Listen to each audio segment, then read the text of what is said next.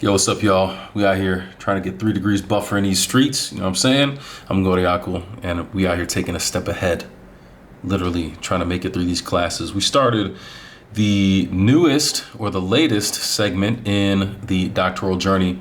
I think this is the third and final class, the fourth week. We had 2 weeks for the second one. Yeah, 4 different professors. It's like a gauntlet. We just going through this thing, racing.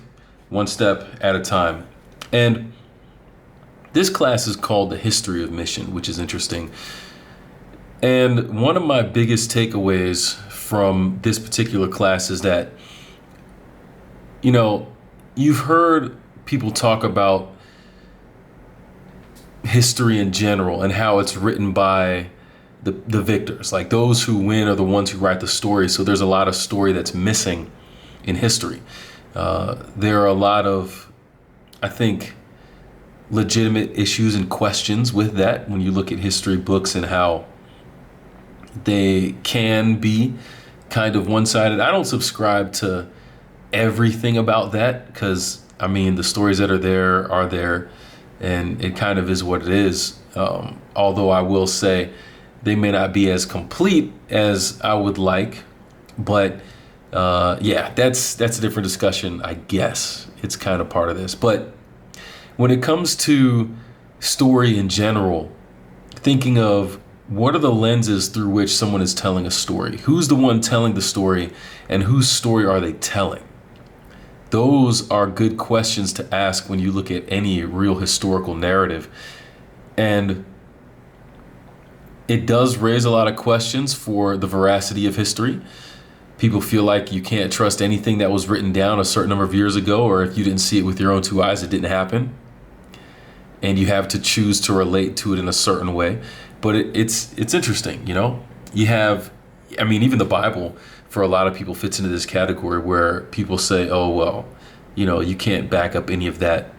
And the word of so many people corroborating the same story doesn't mean anything to them. Ultimately, that's kind of what the record of history is. But I think a takeaway that I've gotten is just because something isn't recorded or documented in a way that I understand doesn't mean that it doesn't mean that it has any less potential to be accurate. Obviously, things would need to be proven and researched and verified and all that kind of a thing.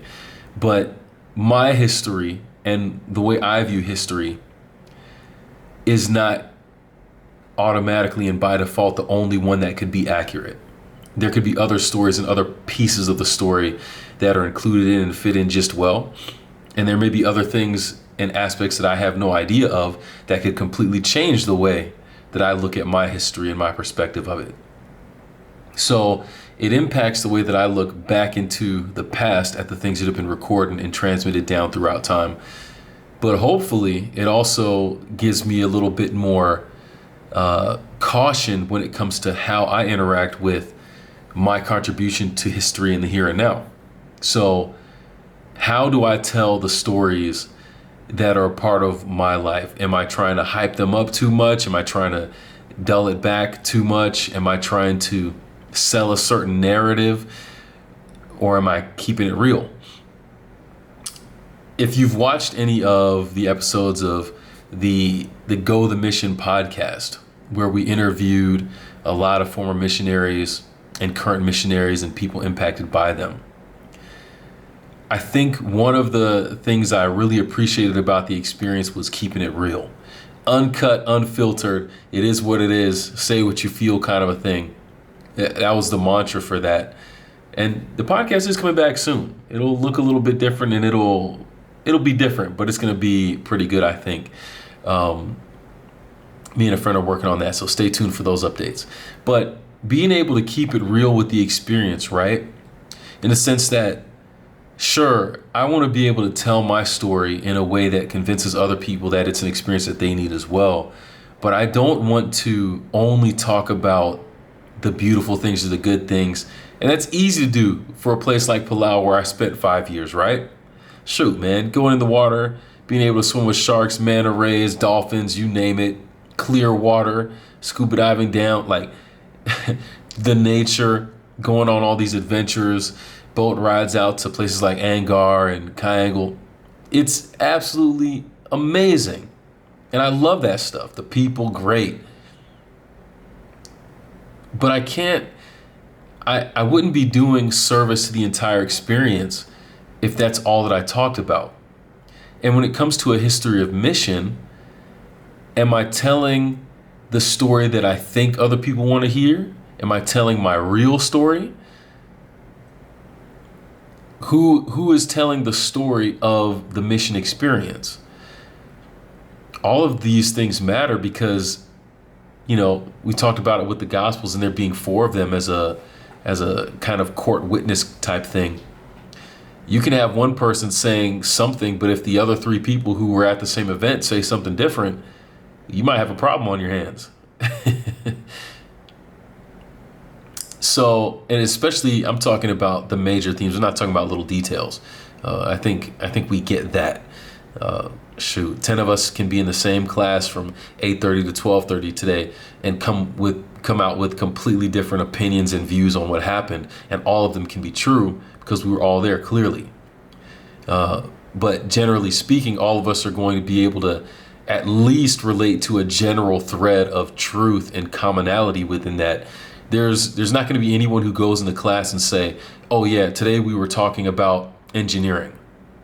That didn't happen. So you get what I'm saying? Like, there's going to be a general common thread that all of us can agree on, even though all of us may not agree on how we interpret it or receive that content or that general thread. But yeah, it's kind of another one of these confirmation things that the project was rooted in a place where it needed to be. And, it raises the question of who wants to hear it. Because more often than not, people do want to hear just the exciting things. They don't want to hear about the struggles and the real aspect of it. But I think in seeing the questions that are raised by this and the mistakes and the errors the grief that you can cause for yourself by not telling a completely honest story, it's not worth hyping it up. We learned about some things even in our church where people are trying to just embellish and exaggerate, like a person in a foreign country. Oh, the struggles that he went through to be converted. He got beat by his family, beat by people and thrown out of the house by his family. And it turns out none of that stuff happened. Like, okay, you activated a lot of sensationalism and people were so drawn into that story. But what's the point when the story wasn't real?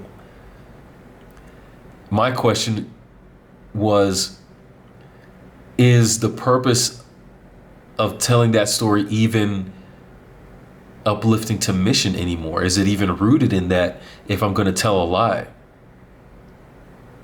Is it more about me trying to gain something for myself as opposed to sharing what other people have gained? I don't know. That kind of thing, that's pretty bothering to me. But at the same time, I'm very thankful that with the mission project and the podcast that we had before, that we were definitely doing the opposite of that. Just keeping it real, talking about the highest of highs, but also the lowest of lows, which balance each other out and give a more complete picture. And I think that's what's necessary. So I'm looking forward to keeping on with that mentality as we continue with the podcast, as I look through these things. And yeah, I got to get back to some reading, so I can't stay on here for too long. But, we out here, just an observation for the day. Make sure you're telling a true story, all right? You might hype people up in the moment, but you're going to hurt yourself and your brand down the road if you're out here telling lies. Shoot, I'm fully aware that I'm saying this in the era of social media, fitness influencers, Instagram models, and all this kind of stuff. And we already know that a lot of what we see out there is a lie. And we know that. We have to accept that, but we don't have to be a part of it. So that's my thing. I think that's my takeaway for the day. And I'm going to get back to this reading because I got an hour and a half to get it done. 2 more articles to go. So we out. Peace.